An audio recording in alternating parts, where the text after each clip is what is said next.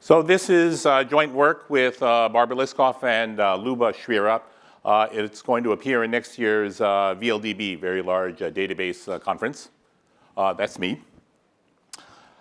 As we've seen, the history of distributed computing can be captured by people's idea of what's a realistic or interesting adversary. So you have an adversary that has certain powers, it has certain limitations, and your job is to describe an algorithm that works no matter what the adversary does that's within its power. Now, in classical distributed computing, we had an adversary that we thought was fairly formidable at the time. Today, in retrospect, it looks kind of cute.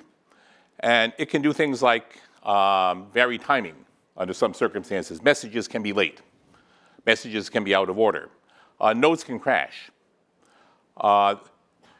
Messages can be lost. You kind of mix and match each of these things, and you define an algorithm, and it does something useful.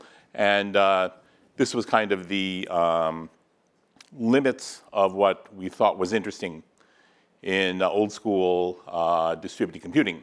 At the limit, we had Byzantine failures, where some small number of parties could misbehave in arbitrary ways. Now, mathematically, that makes sense. But really, what we were thinking about was not so much that there were evil parties on the other side, but that the failure modes were just too complex to bother with. So we're going to say, OK, 3 of the sensors on the airplane wing could come back with arbitrarily broken readings. Let's just assume that they're malicious, to simplify things. But we weren't really worried about actual malicious behavior. Now, things have changed in the post-blockchain world. Now we have adversaries that are much more formidable than they used to be. Adversaries are genuinely evil, dedicated. If anyone here is Russian, I'm not implying that all hackers are Russian. I just like to use Cyrillic fonts. So the kinds of attacks that we see are much more subtle and complicated. There are side channel effects, side channel attacks, things like Meltdown Spectre. In the blockchain world, there are very subtle attacks on smart contracts. These are all things that nobody really worried about in classical distributed computing because they were too complicated and too messy. But the consequences of these things are very real today. Now, the problems that we're trying to solve are actually much harder.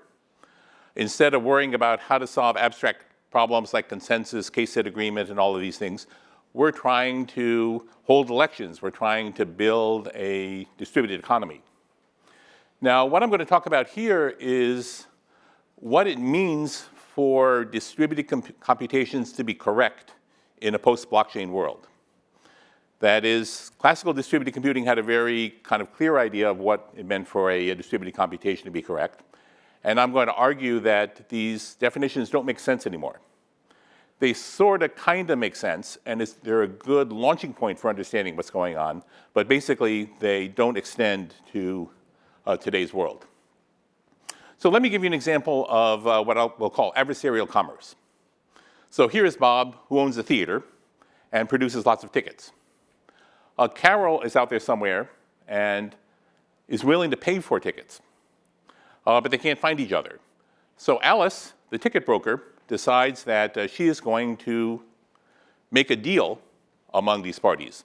Now, the thing to remember is the 3 of them don't know each other. They found each other on Craigslist or something. They don't trust each other. If something goes wrong, there is little or no legal recourse. They can't sue each other. So everything has to be devised very carefully.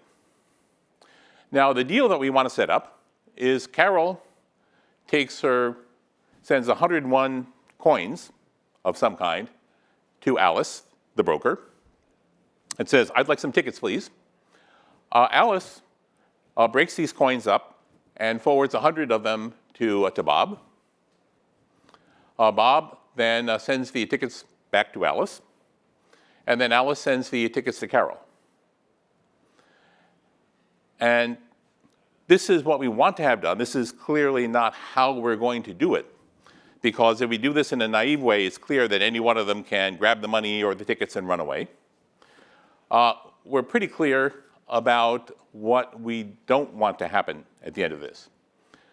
I want to stop and mention, for those of you who are sort of blockchain aficionados, that this is not the same as a cross-chain swap. There's a lot of work on atomic cross-chain swaps. We had to struggle to convince the referees that this was not a cross-chain swap. So by being traumatized from that experience, I'm going to explain that this is not a cross-chain swap. It's a different kind of a creature. Basically because Alice is using Carol's money to pay Bob. This is something that happens a lot in commerce. You sell things before you actually own them. So doing commerce with other people's money is kind of the heart of capitalism. And this is something that just mathematically cannot be reduced to swaps. So what could go wrong? Well, Bob might give up his tickets and then not get paid. Carol might pay and not get her tickets. And Alice might, if something breaks, she might end up with holding coins or tickets that she doesn't want. As a public broker, she's worried about her reputation. She doesn't want to get a reputation as somebody who takes other people's money. So then she would have to figure out how to do a refund. And these are all things that we would prefer never happen. So this gives us the notion of a cross-chain deal. This is a little bit like a distributed atomic transaction, but we're going to see that there are important differences. So the idea here is each party has some assets that they want to trade. Multi-step transfers are okay. We just saw in the ticket brokering example where Alice takes money from one party and forwards it to another. Each asset lives on its own blockchain or database or other system. I'm going to be describing this in the language of blockchains, but really it's independent of the underlying technology. We assume that we have some kind of a ledger, database, blockchain that's tamper-proof and alive. And we're really interested in higher level notions of correctness. What do you want out of these mechanisms? So what I'm saying is independent of any particular blockchain technology. And of course, no one trusts anyone. Now that's an easy thing to say, but then we have to be very careful about what we mean when we say that nobody trusts each other. And I'll get to that in a minute. And again, this looks a lot like a distributed transaction, but we'll see that it's different. So the idea here is I want to talk about how we rethink correctness as we transition from classical distributed computing to the post-blockchain world. So when people talk about classical distributed transactions, they always refer to the ACID properties. ACID stands for atomicity, consistency, isolation, and durability. Now, the truth is that these notions don't really hold up under rigorous scrutiny, but they are so embedded in the database world and the systems world that you have to explain things in these terms, otherwise nobody understands you. So, there are some rough edges here when we focus in on these things, but they're not my fault. So, I'm going to explain what each of these terms means as we go along.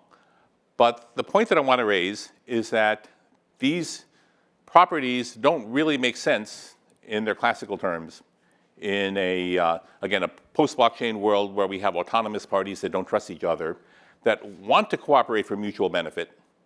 But again, since you don't trust anybody, you don't really know their motives, you don't really know what their objective function is, you have to be very, very careful. Now, first off, let me talk about the failure model. So the literature is full of nuanced and subtle models. Dahlia gave us yet another one today. And these models are great in their context. But these models don't really work in the context that I'm going to talk about here. If you organize 3 or 4 people for a deal on Craigslist,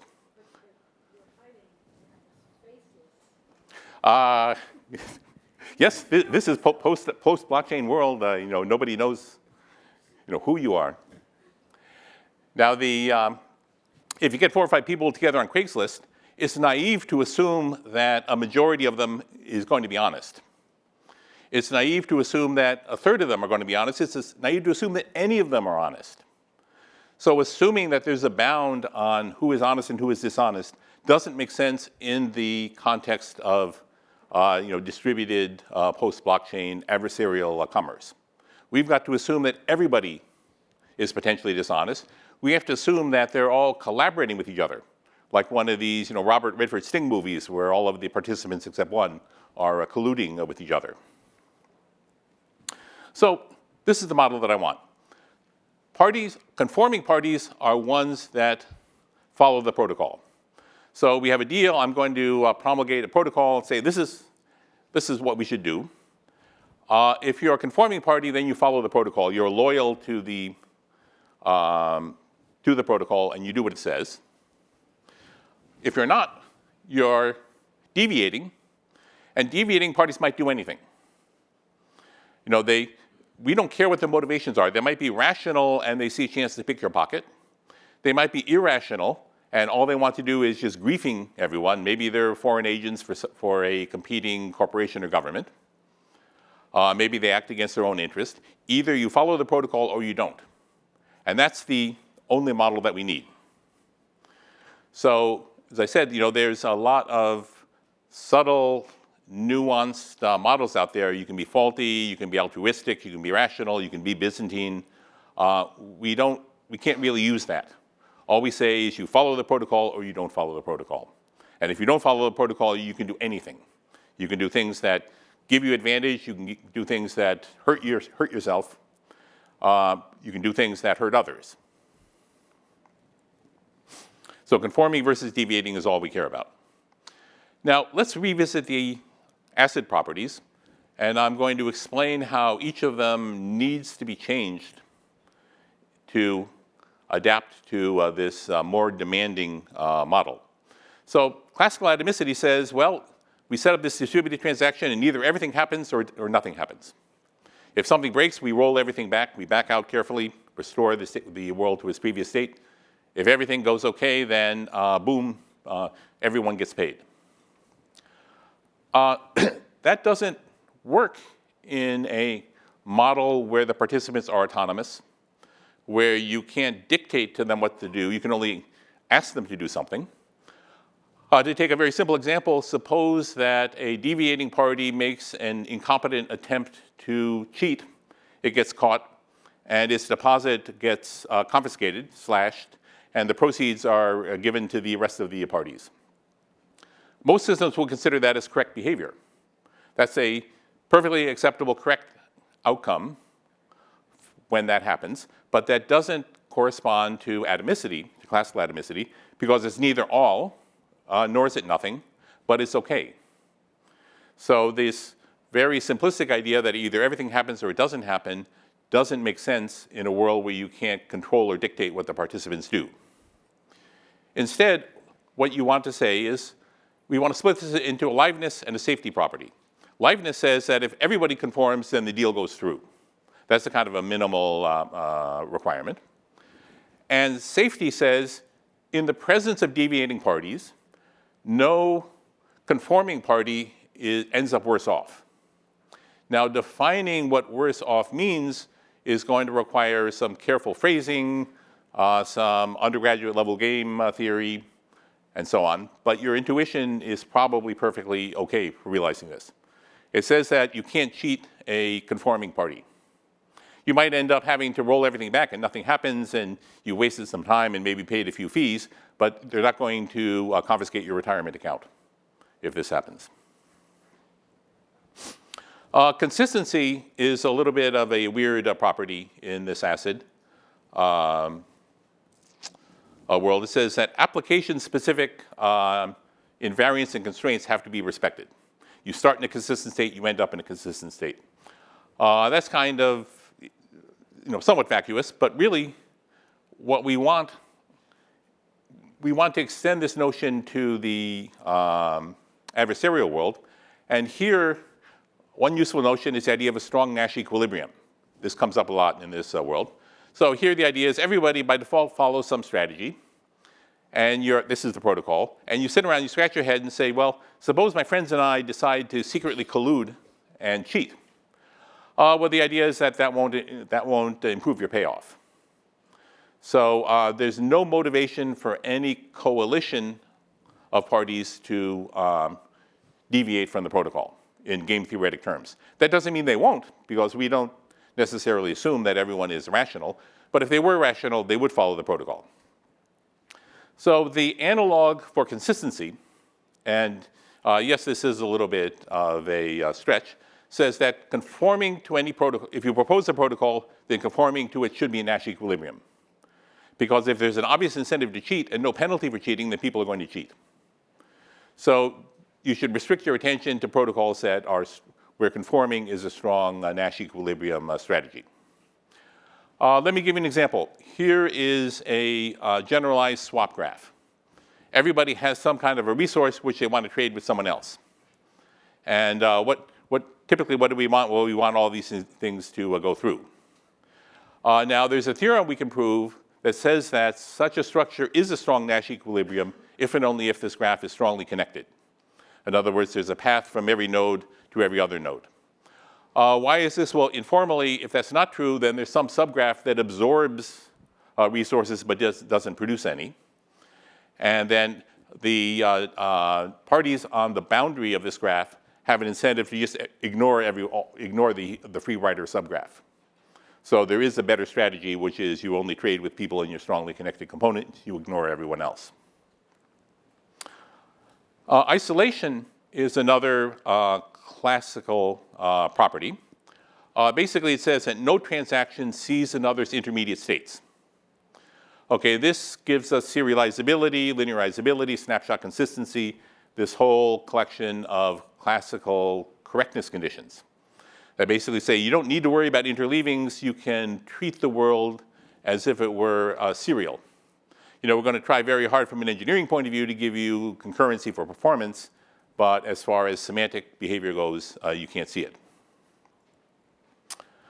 Isolation, again, also doesn't make sense. Serializability makes no sense in this post-blockchain world, because if you look at things like atomic swaps, other protocols for doing these kind of cross-chain deals, we have some in the paper. I'm not going to have a chance to talk about that. They're all multi-step protocols where one party will post a smart contract. The other party will inspect the smart contract and post its own smart contract. In some of them, somebody releases a secret that's sent to a hash code. So there's many very cautious steps that everyone takes because you're worried that someone's going to cheat you. So you kind of move the chess pieces around until you can pull the trigger and commit the deal. So serializability doesn't make any sense in this kind of context. But instead, we want a different kind of isolation. In order to make a deal with someone, you have to put your assets into escrow, as a rule. If I want to trade something with some Bitcoin for some Ether, I have to put the Bitcoin into an escrow controlled by a smart contract before you believe that I'm going to cough up the goods. And so this is the analog of locks in a database system or a distributed system. This is the only kind of synchronization that matters. I'm going to put my assets in escrow controlled by a contract. You're going to put your assets in escrow controlled by a contract. We exchange data, the contracts trigger, and we exchange the goods. Now, there's some common sense requirements. Liveness says, or safety says that I can't promise you something and then take it away. If I put something in escrow, it's really locked. I really don't have control over it. Liveness says I can't lock things up forever.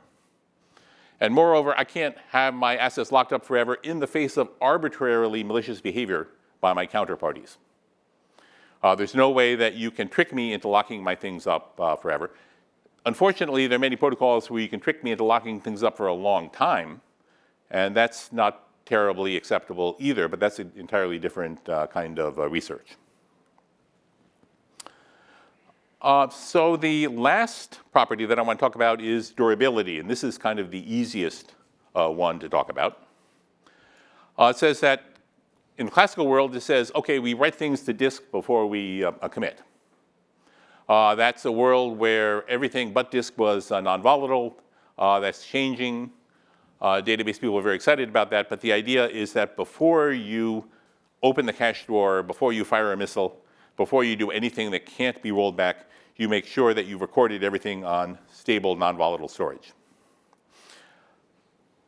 In the post-blockchain world, that's true, but our notion of things that threaten permanence are much more involved and sophisticated. We're not worried about our core memory losing power. We're worried about government censorship.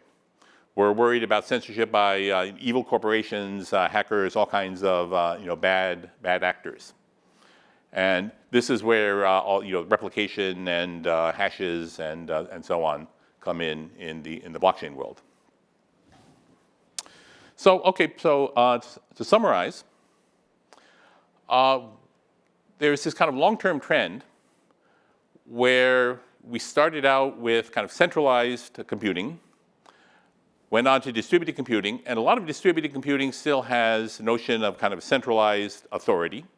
You might have a distributed implementation, but still the notion of trust wasn't really articulated in a very clear way. Notion of trust usually came through as a form of fault tolerance. We trust that we trust that when a server crashes, it only crashes, it doesn't go rogue. We trust that a majority of the servers stay up. We trust that no more than a third of our servers go rogue. In order to talk about these high-level correctness conditions for the post-blockchain economic world, we need to talk about trust explicitly, and we need to have, I think, much cruder models than the ones that we've been focusing on. Again, I think the one that you either conform to the protocol or you deviate arbitrarily, that there's no limit on the number that might deviate arbitrarily, is what you want for these high-level deals. That's not what you want inside a blockchain. That's not appropriate inside a blockchain because there you have some kind of institution. It's more reasonable to make the kind of assumptions that, for example, Dalia was talking about before. That's a different context, and I'm not questioning that. But when you talk about the analog of distributed transactions, we need to think about these things somewhat differently. So what I propose is that we think about how we rethink trust. We rethink how we do data management. And in particular, I took the ACID properties, which are kind of the gold standard for distributed transactions. Even distributed systems that don't support transactions are the things they don't support when you read their papers. They always talk about how they deviate from the ACID properties when they try to explain what they do. And this fundamental pillar of distributed computing has to be rethought if we want to deal with the post-blockchain economic world. And what I've suggested here is kind of a start. There are lots of things that are missing. I haven't explained how you map this onto synchronous, semi-synchronous, all of these things. Some of that is covered in the actual paper. But what I want to leave you with is the idea that we need to think carefully about what we want our systems to do, in addition to thinking about how we want them to do that. That's it.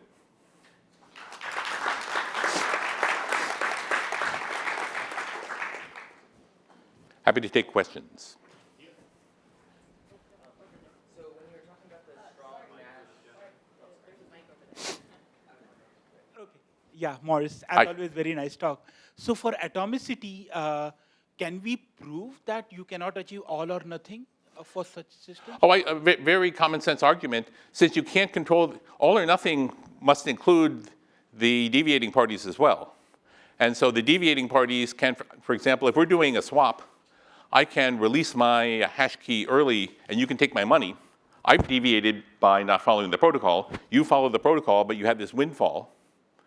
That's the correct outcome. But it's not nothing because you've got my money. And it's not all because I didn't get any money. It's my fault. So what we say is that the conforming parties are never worse off, but they might be better off. So I don't think you don't need a mathematical argument. It's just kind of a common sense argument that because you can't control the behavior of the non-conforming, of the deviating parties, you can't guarantee all or nothing because they might be giving money away. And this sounds simple, but it's The malicious guys could lose money, and that's okay, because there's no way we can prevent it. If we say that can't happen, then we can't implement anything. If we pretend it doesn't happen, then our reasoning is going to be unsound. So when you were talking about introducing the strong Nash equilibrium for the sort of cohorts of deviating parties, I'm wondering what assumptions you introduced at the level of the utilities that they have. Is it a class of functions? Like, what are the conditions for the utility functions under which that would hold? So that depends entirely on the application. So for the swap application, I'm assuming that everyone is better off doing the swap than not doing the swap, because otherwise they wouldn't have been joined in. Everyone is better off if they get more stuff than they thought, and they pay less. Okay, so it's sort of somewhat financial still because it's sort of monotonic in the stuff that's defined in the problem. Yeah. So your problem has its utility functions, and when everybody has their own individual utility functions, and then you have a protocol, you say, okay, follow this protocol. If you look at it and say, well, I can do better according to my utility function by cheating, or my pals and I can do the same, then it's a bad protocol. The main question related to whether it was a specific set of utility functions or whether it was like classes of utility functions with certain properties so that it spanned the problem. So like monotonicity, like I guess it's not really convexity because it's discrete problems, but like submodularity, like is it a class of functions or does it just have to be solved for every problem? It's basically the problem comes with its own utility functions, and it's your job to devise a protocol that respects them.